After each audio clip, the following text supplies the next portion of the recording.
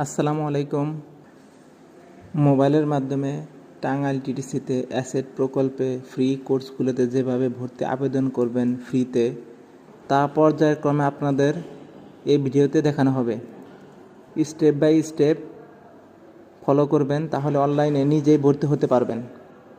ভর্তি হতে যে সমস্ত কাগজ প্রয়োজন সেগুলোর মধ্যে পাসপোর্ট সাইজের 1 কপি ছবি, যার রেজুলেশন 300x300 হতে হবে, ছাত্রছাত্রীর এনআইডি অথবা বার্থ রেজিস্ট্রেশন নাম্বার, পিতামাতার এনআইডি নাম এবং নাম্বার,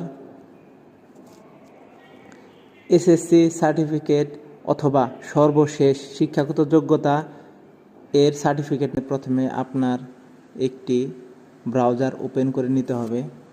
তো আমি ক্রোম ব্রাউজার ওপেন করতেছি। তো আপনি সার্চ অপশনে লিখবেন টি